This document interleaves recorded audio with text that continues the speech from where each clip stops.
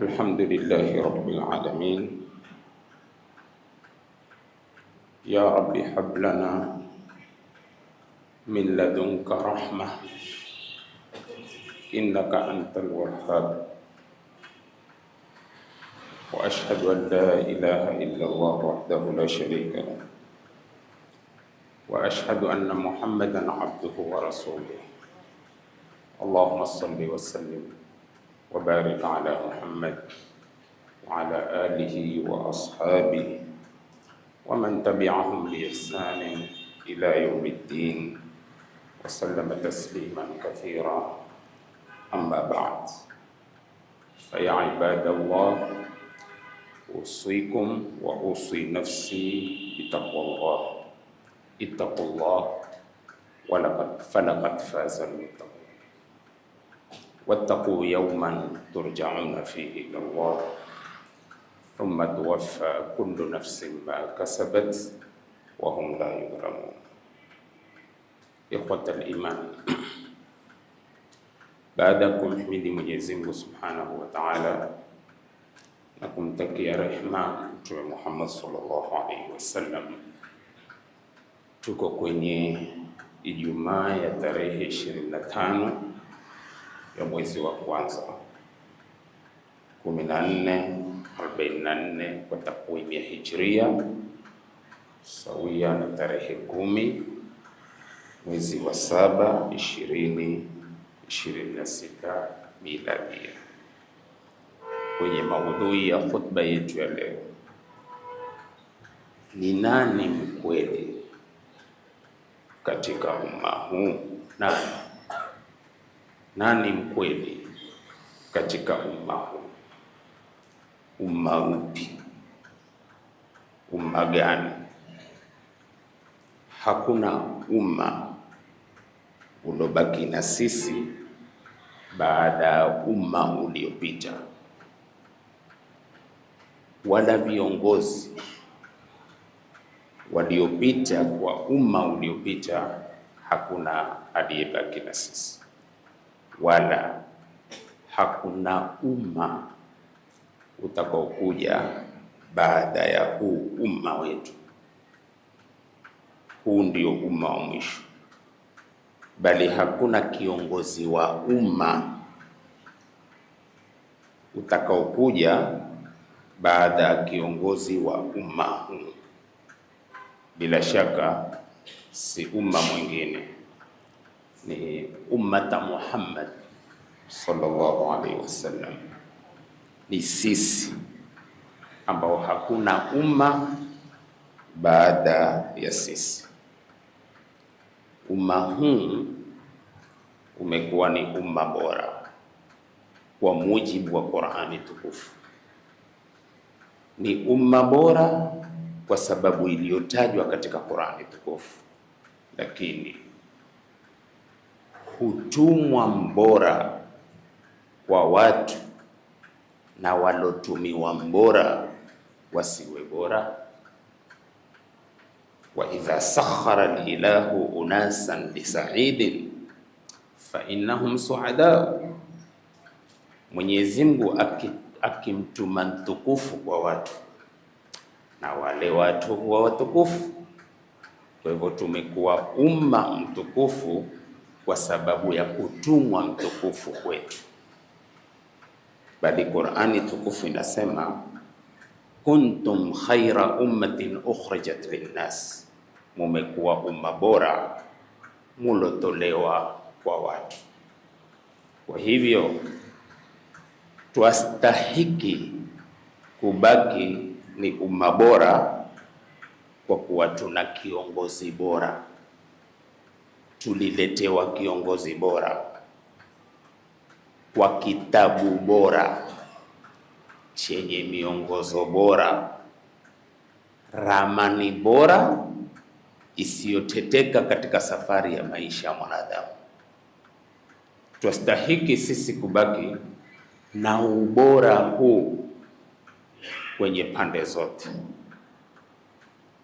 Ubora kwenye uongozi wetu, ubora kwenye masomo yetu, ubora kwenye maskuli yetu, ubora kwenye madaris zetu, ubora kwenye college zetu, ubora kwenye university zetu, ubora kwenye makazi yetu, ubora kwenye kila jambo.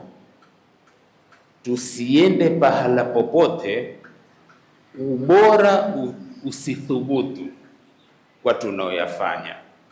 Pengine tuweza kuona mageni kwenye kusherehesha hivi, si mageni, ni kitabu chenye upanufu kiloshinda vitabu, kitabu kilicho bora, kilichoshinda ubora wa vitabu vyote, kitabu ambacho kina kontroli vitabu vyote mpaka kikastahiki kuwa ni muhaiminan. Muhaiminan ni kwa kuwa yote yamedhabitiwa na Qur'ani tukufu kwenye vitabu vyote vilivyoshuka mbinguni. Twastahiki kuwa bora kwenye kila upande, na yote ndiyo yataja ya kusanywa na hii aya tu, kuntum khayra ummatin ukhrijat linnas ta'muruna bil ma'ruf wa tanhauna 'anil munkar. Kwenye watu'minuna billahi, ukisoma hii aya mwanzo mpaka mwisho utakuta harakati zote, makazi yote, masomo yote, kuna mwiri kwa huu umma ambao ni ummatul Islam, ummata Muhammad, yamekusanywa kwa kuntum khaira ummatin ukhrijat linnas. Kwenye aya hii ilokusanya hayo, pana ubora wa kiongozi wao. Utantoa asiwe ni Mtume Muhammad sallallahu alaihi wasallam? Ikiwa atakuwa ni Mtume Muhammad sallallahu rabbi wa salamu alayhi, wafuasi wa mtume nkina nani? Sisi twatoka kuwa si wafuasi wa mtume? Sisi wafuasi wa mtume, walimu wafuasi wa mtume, maimamu wafuasi wa mtume, makadhi wafuasi wa mtume, machifkadhi wafuasi wa mtume, viongozi wote waloanza udoe mpaka unyelewa kishogo, waloanza kitwa mpaka kwenye miguu, wote ni wafuasi wa mtume sallallahu alaihi wasallam. Na ambaye hakumfuata mtume alikuwa hastahiki kumfuata mwingine yote asiyekuwa mtume Muhammad sallallahu alaihi wasallam. Isa afanywaye Mungu na afanywaye mwana wa Mungu, akirudi siku atakaokurudi atafuata manhajul Mustafa sallallahu alaihi wasallam, mvacho tu hawaelewa. Akarudi Isa leo au ile siku ilopangwa kuwa tarudi katika dunia, manhaj, barabara, mpango ni wanani? Ni wa Mtume Muhammad sallallahu alaihi wasallam. Kwa hivyo nyote sisi sote twaingia kwenye laqad kana lakum fi rasulillahi uswatun. Atatoka kiongozi asiwe uswa kwa mtume, tena hususa akiwa kiongozi wa Kiislamu? Kwa hivyo sote anaingia katika uongozi iko kwenye laqad kana lakum fi rasulillahi uswatun hasana. Ni uswa kwa mtume wetu kwenye muamala wake na watu. Sikiliza vizuri sana, ni uswa kwetu sisi kuwa mkweli na wakweli kama alivyokuwa mkweli Mtume Muhammad sallallahu alaihi wasallam. Ni uswa kwetu sisi, haki ya mtu iwe ni haki ya mtu, si yako. Kwa hivyo mtume hakudhulumu, hufai kudhulumu. Na ikiwa itakuwa kiongozi wa Kiislamu, kudhulumu kwako itakuwa miko zaidi. Twaifanyia tu, lakini ni wakati wake kunenwa zaidi kushinda tulivyokuwa tukinena. Wama nuridu illa al-islaha mastata'na, na taufiki ni ya Mwenyezi Mungu Subhanahu wa Ta'ala.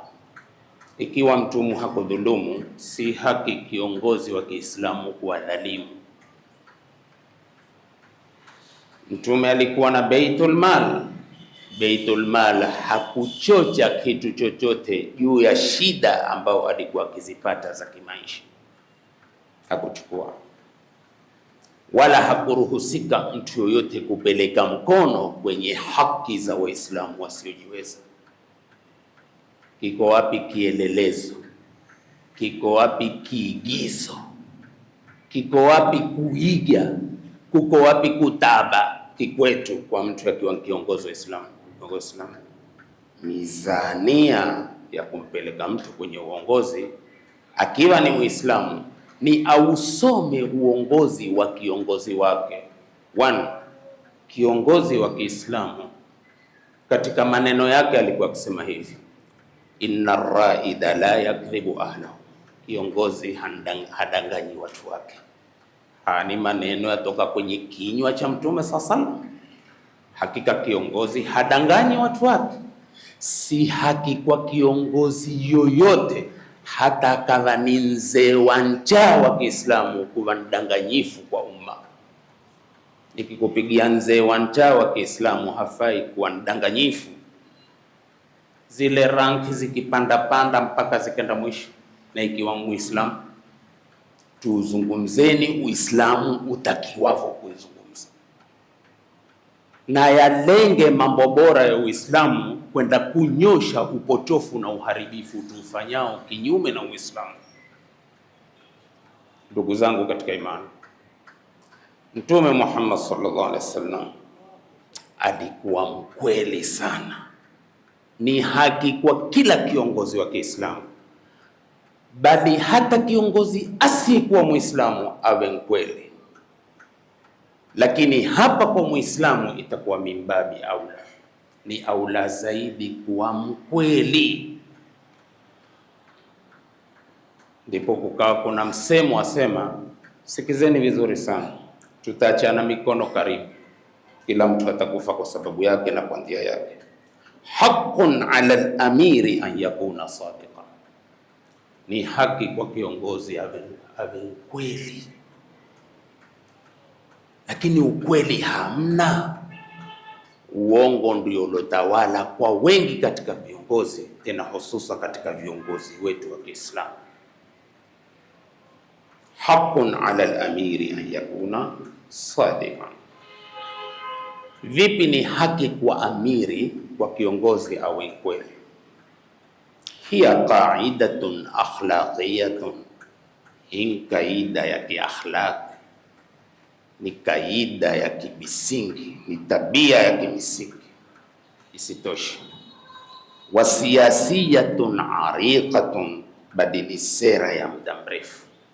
Hii ni sera ya muda mrefu, tuakidu, yatilia nguvu na kutilia mkazo, anna sidqa wal wafa, kwamba ukweli na utekelezaji.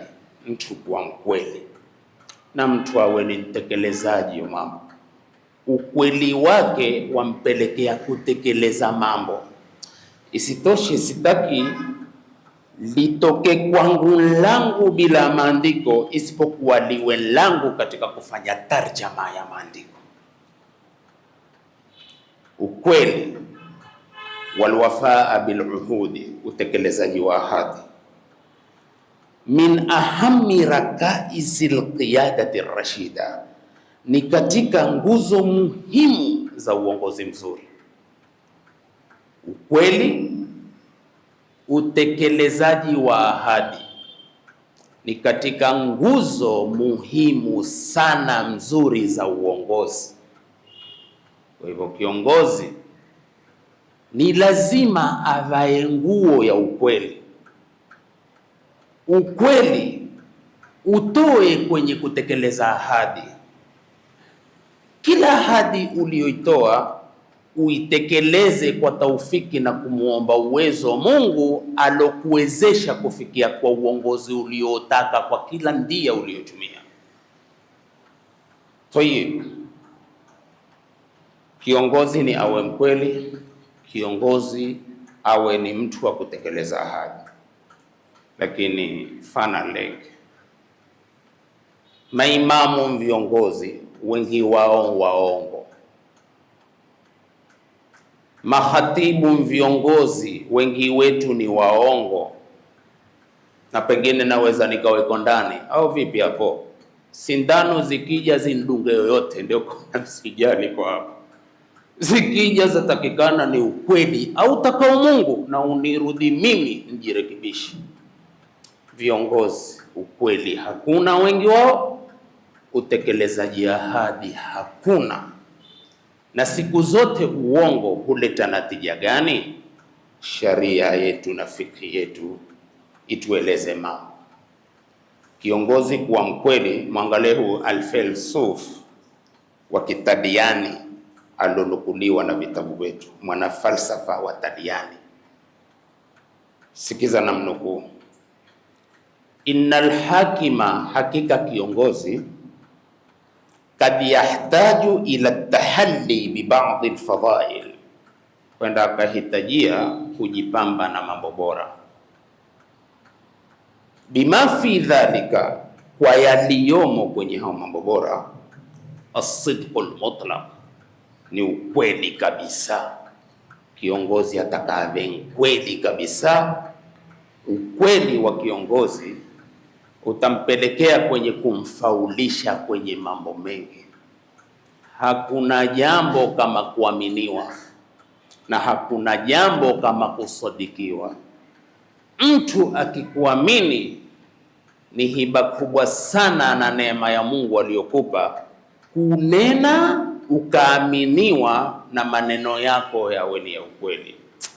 Lakini watu wanachukua advantage hapo. Imani ya wengi kwao huwapelekea kutumia uongo wa maslahi yao, lakini sura zaonyesha ukweli, kwa sababu zimejengeka imani kwa sababu ya utamu wa maneno yake. Ya salam!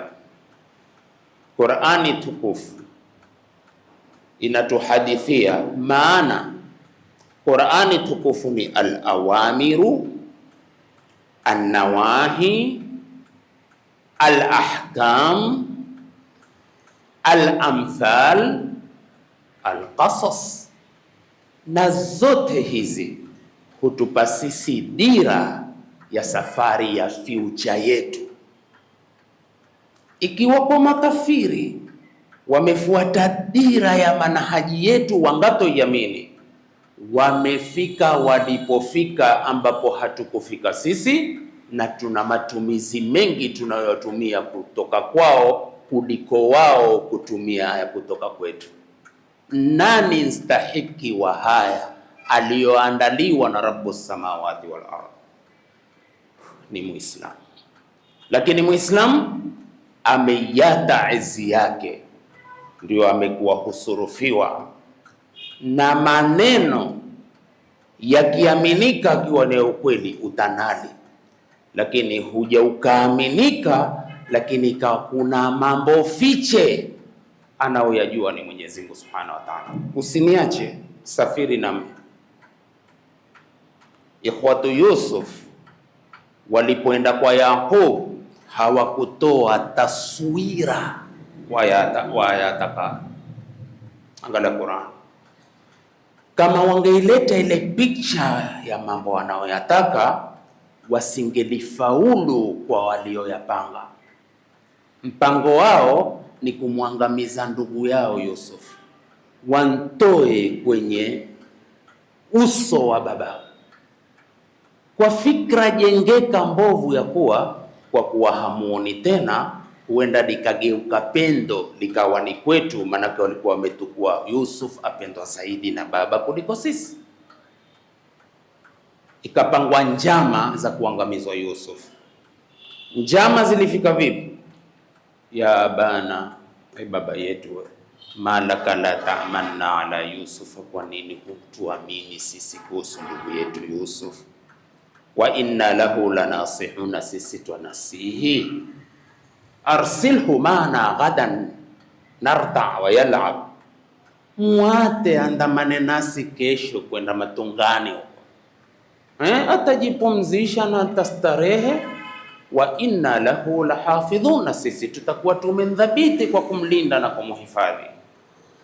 Likapenya hapa kwa baba, manake mbaba aliyokuwa akiona mambo mbali, akamwambia mimi naogopa, inni akhafu an taakulahu dhiibu, mimi naogopa asije akenda akaliwa na mbwa mwitu. Wa antum anhu ghafilun, na nyinyi mkawa mghafilika nao. Ndipo tukawa hata sisi leo huwa tukiogopa, tukiwa hata watoto wetu wadogo kina Amjad na kina Akif wasifuatane na vijibarobaro wetu kwenda bichi. Ni hofu ya kuwa watoto wetu wakishika boli huja wakasahau, wimbi likija lisinde likenda na wana wetu. Lakini sasa kuna kukazaniwa, muate baba, tukamuate, na pengine tukimuata ikawa ndio kadari ya Mungu. Wala yughni hadharun min qadarin, na hadhari ya mwanadamu haipingi kadari ya Mungu. Idha jaa alqadaru amiya albasar, kadari ikija na matopofoka ukaiandamia wewe mwenyewe. Akaambia akiliwa na mbwa mwitu na sisi kikundi chenye nguvu, basi sisi takuwa tu hatuna mpango kweli kweli. Wakankera baba akasema haya ntukweni tupo. Angalia Qur'an, waliponshika kunchia mikononi, vitabu vya tafsiri usema walianza unyama alipotoka tu kwenye mato ya baba, wakawa humfinya mpiga mangoto nini, mpaka vitabu usema Yusuf akawapekele, baba kama wajua hivi sasa wanavyonifanya usingenitoa kuwapa ndugu zangu. Yadhihiri picture ya kwamba sio walioidhihirisha wakati walipotaka kisha alikwenda kuchua katika kisima cha moto. Ndiye kiongozi yoyote ama wengi wao isipokuwa alorehemiwa na Mungu, alitakalo kwenu haji kwa picha aliyokupangia.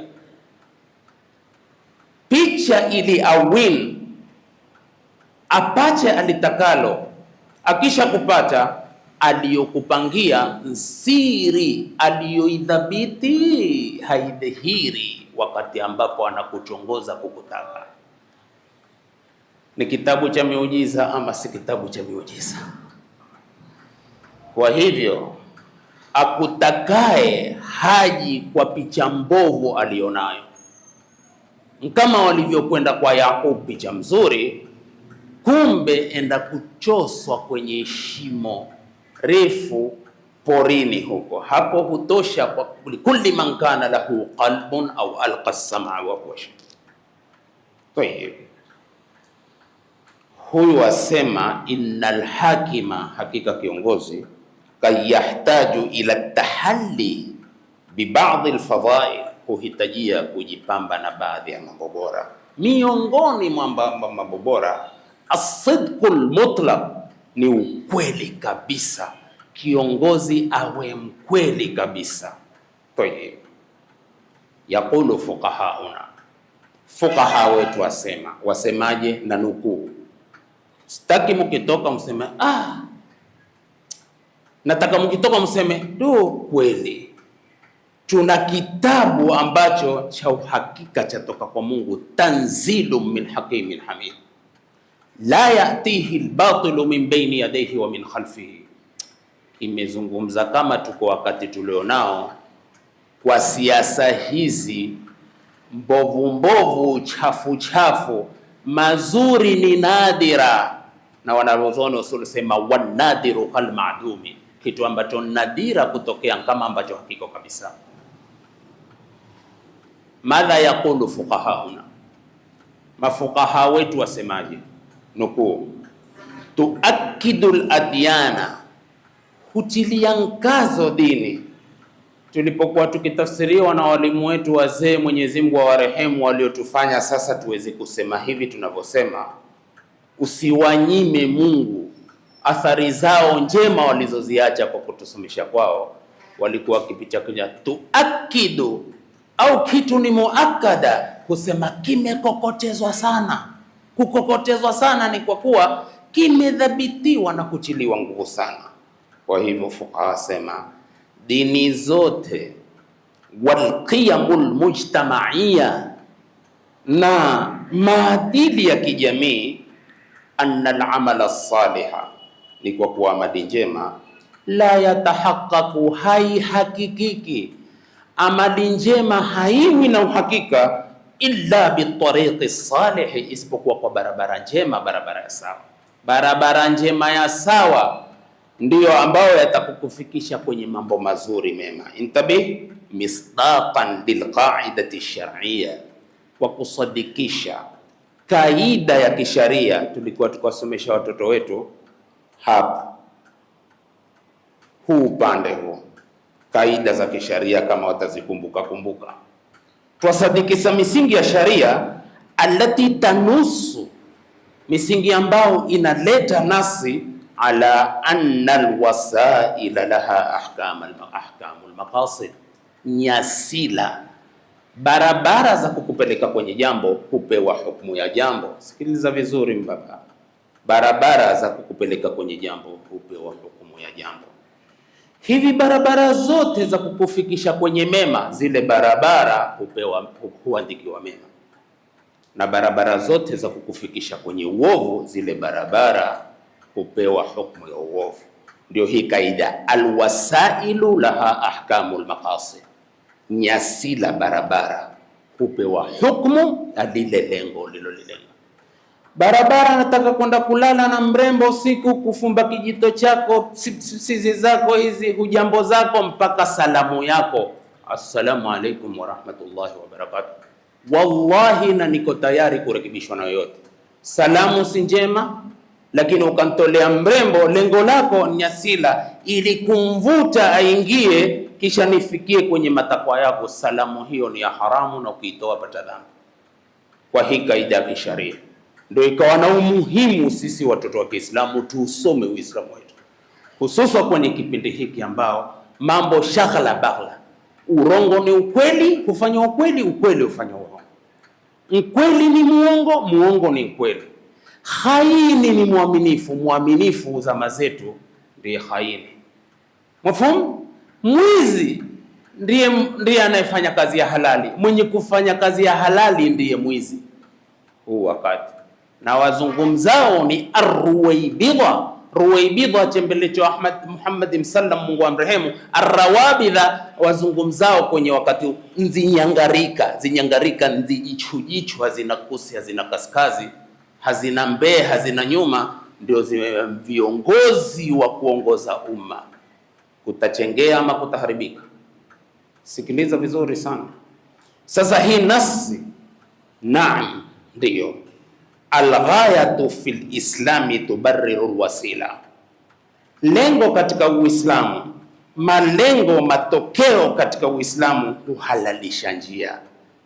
Lakini angalia, fukaha wakasema hii kaida ingasema malengo katika Uislamu huhalalisha njia, musha ala al-itlaq, si moja kwa moja, kwa sababu kuna ghaya na wasail ambao si maamura, na kuna wasail ambao ni maamura.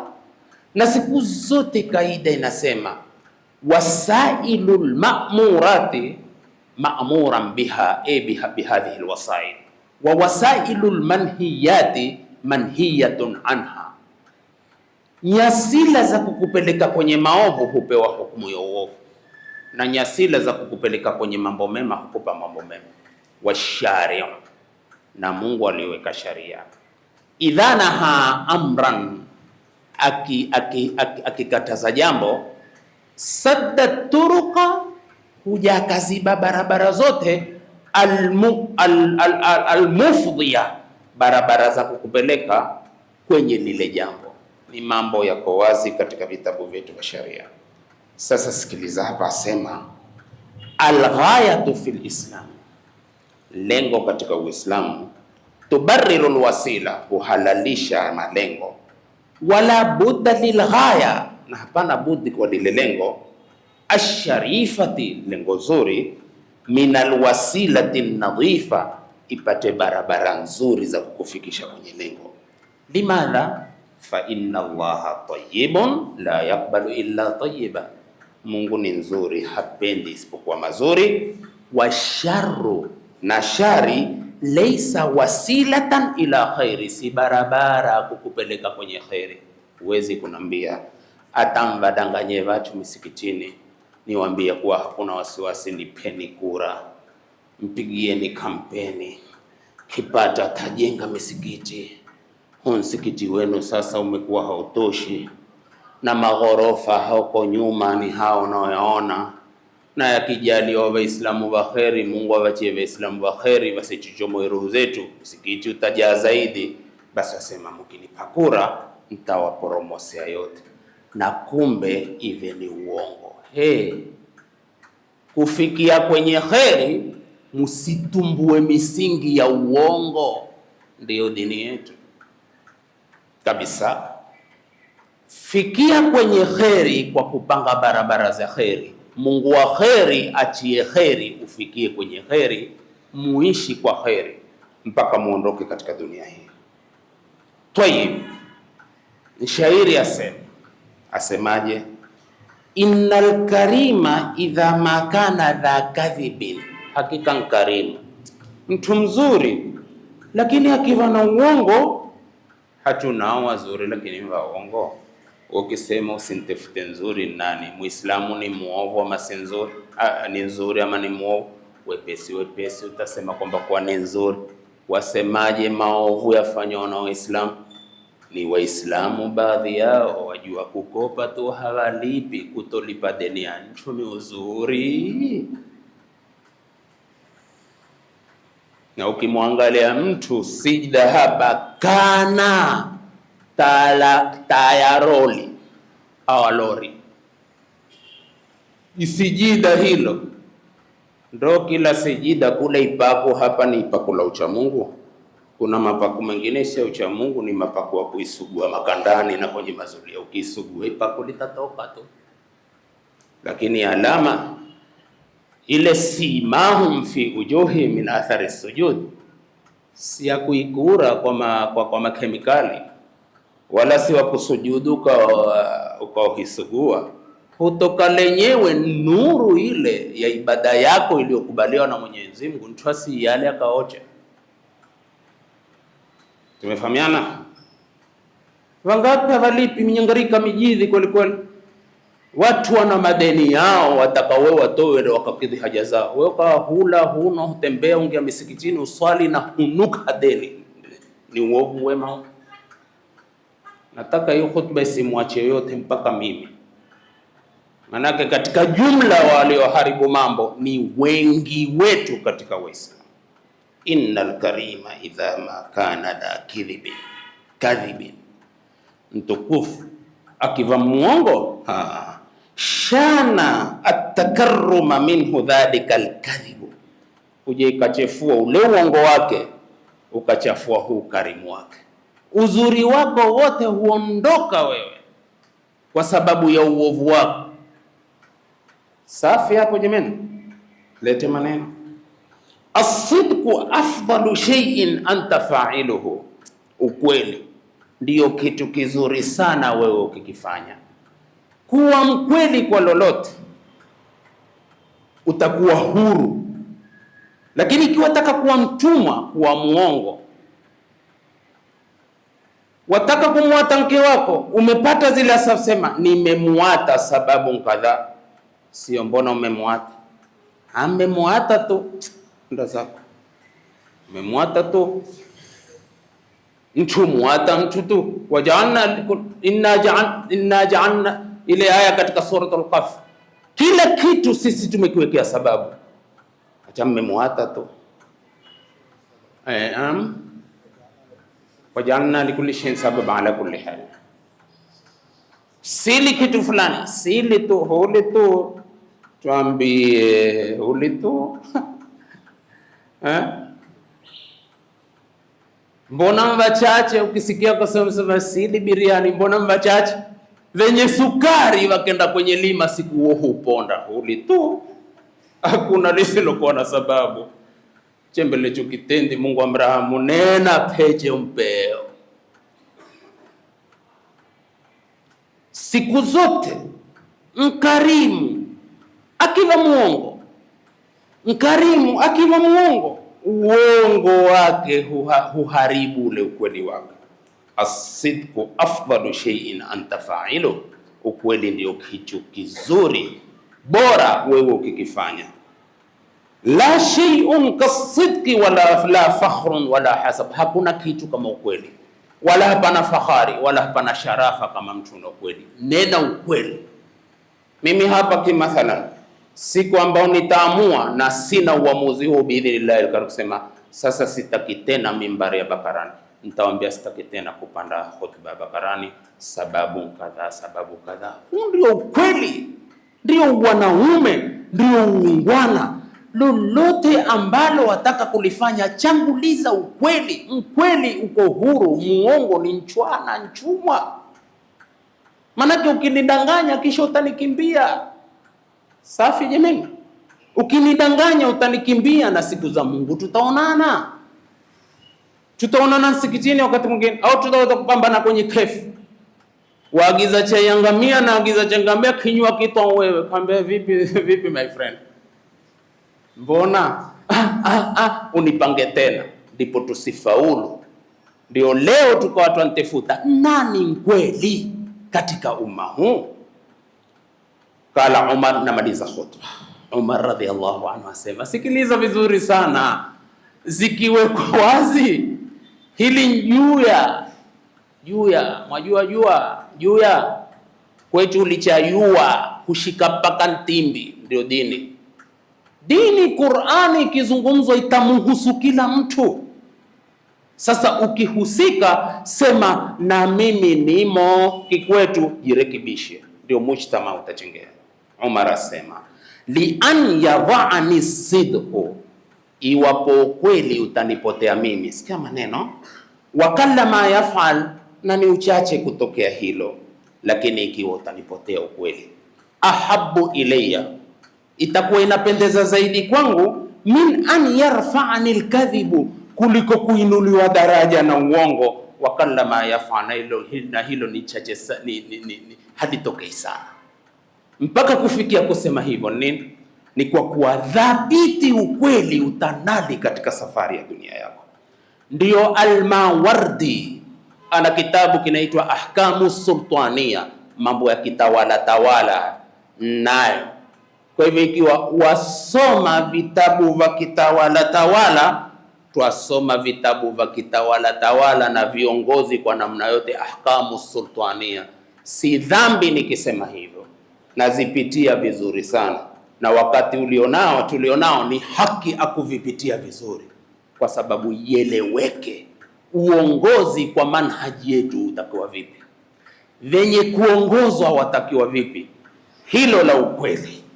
Twende Mawardi atuambiaje? Al-kadhibu jima'u kulli shari, uongo ndio mkusanyiko wa kila shari. Kila shari hungia kwenye mkusanyiko wa uongo. Mkweli, mdanganye mke wako, huchelewa msikitini, hupiga marakateni, hunyuka usiku, hufanya hivi, sikuwe mke wako ikiwa wewe ni khain wa muhini, atakuja kukushika juu na chini. Mtahajudi yo. Na siku zote danganya, iko siku Mungu atauweka udhahiri ujulikane. Ukijulikana kutakuwa kisasi cha miaka, kila mtu na lake kwake. Nieleweni kwa watakao kunielewa, musokataki kunielewa musinielewe mpaka kiyama. Iko siku tutakujua ulivyo, kama ambavyo iko siku mtanijua nilivyo. Baada iko siku ambao ni yaumul fasl.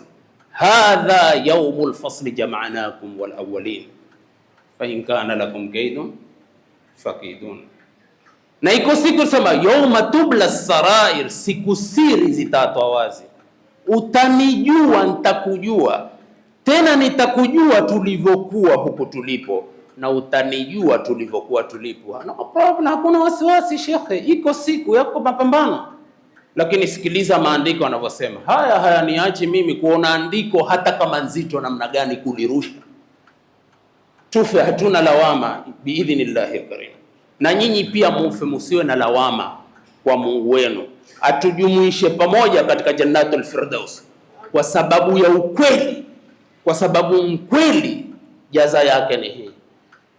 Mkweli ni minal ladhina an'ama Allahu alayhim minan nabiyina was-siddiqina wash-shuhada'i was-salihin wa hasuna ulaika rafiqa. Kwa nini tumepewa duniani? Mkweli atakuwa na manabii na masiddiqina na mashahidi was-salihin. Kwa nini msiupiganie ukweli wa Mungu ili mpate kuwa na wakweli? Take care. Twende kwenye maandiko. Uongo ndio mkusanyiko wa shari zote. Kweli, kullu dhanbin lisu'i awaqibihi, kila dhambi kwa mwisho wake mwovu. Na dhambi za uongo haziondoki. Wa khubthi nataijihi, na kila uongo una uchafu wa natija zake. Ukiwa muongo, natija yako itakuwa chafu, iko siku utadhihiri kikaoni. Nakwambia alivyokuwa akizungumza, kumbe hata si mrongo, weka na JIG, jirongo. Takuja siku, manake kuna muongo, kuna na jirongo, na mijirongo katika society yetu ni wengi kuliko waongo. Angalia hata hiyo waongo hutamkika kiwepesi, lakini angalia ji sallallahu, huyo akikupisa kibajuni, ukipisana naye hukuatia harufu ya uongo, ukigeuka tazama, ni humu uongo alonipiche kwa ile ivuke tu. Twende, kwa sababu khubthi nataij, uchafu wa natija kwa mtu muongo, yuntiju namimata, kuleta natija kusemana semana. Kweli alokuhadasi siku zote tansema. Angalia maandiko ya dini yetu, huleta natija kusemana semana ile.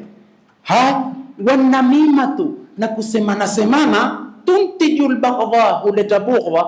Manake utanisema yatanifikia, takusema yatakufikia, tukipambana yametufikia sote. Ajue ngumi yende atapewa nshinde.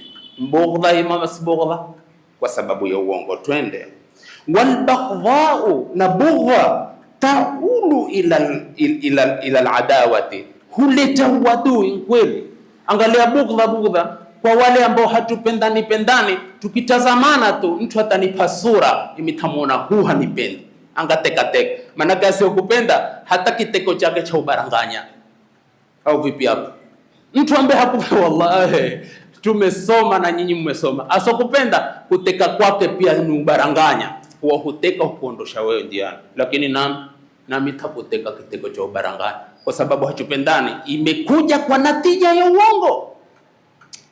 Yes. Walaysa ma'al adawa, na hakuna pamoja na uadui, amnun wala raha, amani wala raha. Pahala watu hufanya na uadui hapana amani wala hapana raha. Ni kweli, walidhalika qila, ndiko kukasemwa, man qalla sidquhu qalla sadiquhu, alokuwa ni mchache wa ukweli basi huwa mchache wa marafiki. Lakini marafiki wenye busara, lakini marafiki ambao waongo, alkhabithatu lilkhabithina walkhabithuna lilkhabithat wattayibatu littayibina wattayibuna littayibat. Safi kabisa. Tayib, sasa khutba yetu, nani mkweli katika umma huu, watumalizia na sifa 6 za kiongozi mzuri. Kiongozi mzuri, sifa 6. 1, an-nazahatu, uadilifu. Sitaki kusherehesha uadilifu, pima mwenyewe. Al-wa'yu dhati, mtu wa kujichambua. Kiongozi taka mtu ni mtu wa kujichambua. Sitaki sherehe kwa sababu hakuna wakati itashereheshwa mbele ya safari. Ashajaa, ushujaa wa kuwa na maamuzi. Maamuzi yawafaa watu wangu, awe na uamuzi wa kupitisha jambo. 3, al-ihtiram, heshima. Kiongozi takawe na heshima. At-ta'atufu, kiongozi takawe taratibu. Almuruatu, kiongozi atakawe murua na utaratibu wa kuwavutia watu kwenye utaratibu. Bali ataatufu, amesema taatuf mpaka awe na maamuzi ya kuona muono wa mwenzake. Neema ya kiongozi ni hivi. Hizi hama sita nitatafsiri kwenye khutba ya Ijumaa inayokuja, lakini Masjid Ibrahim imebidi.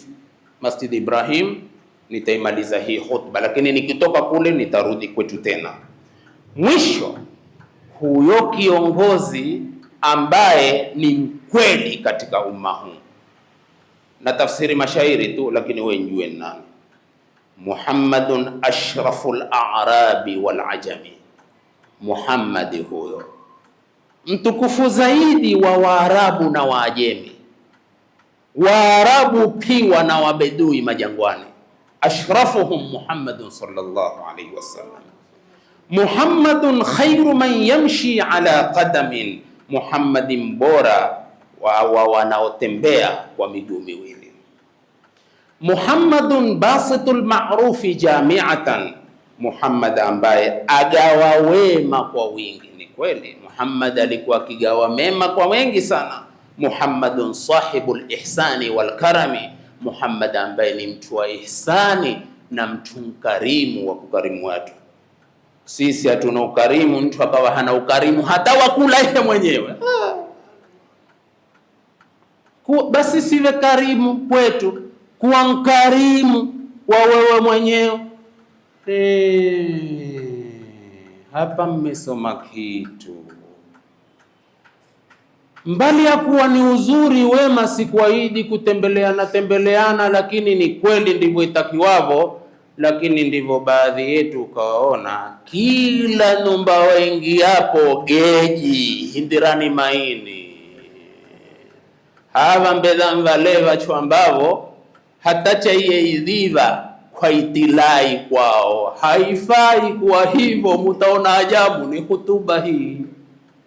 Muhammadun sahibul ihsan. Kuna watu mabakili jamaa, iko siku yake. Kuna watu gamu ukimpa mkono hii hauambuki tena, ule mkono wako hauambuki. Namna alivyo bakhili. Mungu amekupa kisha bakhili, umetokwa na dofoni. Salala vitoe muvape vacho vatakao kutumia zitumike. Mungu kupa neema kisha kuwafundia, zitaliwa na mutwa kisha ulie. Muhammadun sahibul ihsani wal karami, Muhammadun taju rusulillahi qatiba, Muhammad ambaye ni taji la mitume yote. Muhammadun sadiqul aqwali wal kalimi, Muhammadin kweli wa maneno na mazungumzo yote ni maana moja. Muhammadun thabitul mithaqi hafidhuhu, Muhammadi ambaye ahadi yake ni madhubuti. Muhammadun tayyibul akhlaqi washiyami, Muhammad ambaye ana tabia nzuri na ana maadili mazuri. Ndipo mshairi akasema shahidal anamu bisidqihi hatta al-ida, vacho wameshuhudia ukweli wake mpaka maadui. Wal haqu ma shahida bihi al-a'da, na ukweli siku zote ni ule uliotokewa ushuhuda na maadui. Shika mada, ni nani mkweli katika umma huu? Muhammadun sallallahu alaihi wasallam. Kwa hivyo sisi twafaa kuwa kweli, kwa uswatun wa qudwa, na viongozi waweke hapo. Wewe tukuwa kielelezo kwa Mtume Muhammad, na maneno yamebaki mengi biidhnillahi alkarim. Kama nilivyoambia, sitakuweko Ijumaa itapokuja hapa, nitaweko Masjid Ibrahim, na nitaanza kwa hizi sifa sita za kiongozi. Ni afafanue haya na mashairi, ni ape na kachumbar kidogo, ili kila mmoja ajielewe alivyo.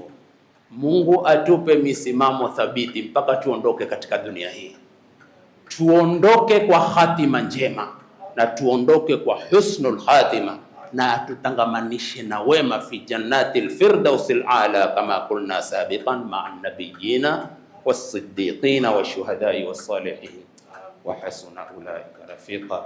Aqulu qawli hadha wa astaghfirullah al-azim li wa lakum wa li sa'iril muslimin wal muslimat fastaghfiruhu فيا فوز المستغفرين ويا نجاة التائبين. استغفر الله.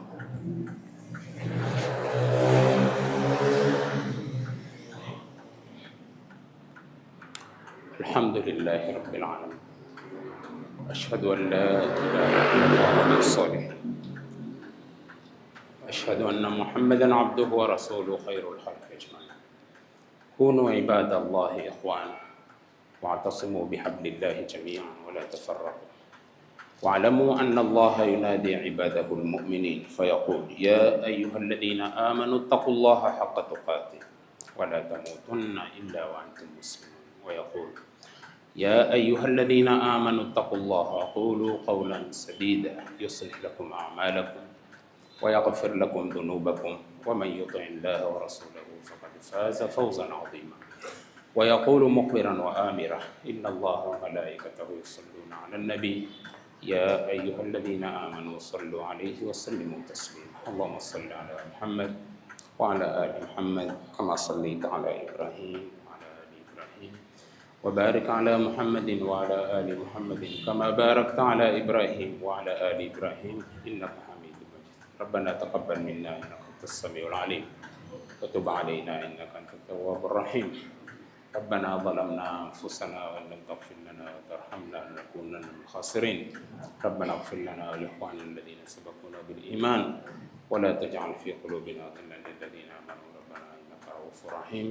Nishaambia kupenda Mwenyezi Mungu, Ijumaa inayokuja sitaweko hapa, nitamweka mtu, itakuwa Masjid Ibrahim, lakini Ijumaa inayofuata nitakuwa kana kawaida. Kuja tusali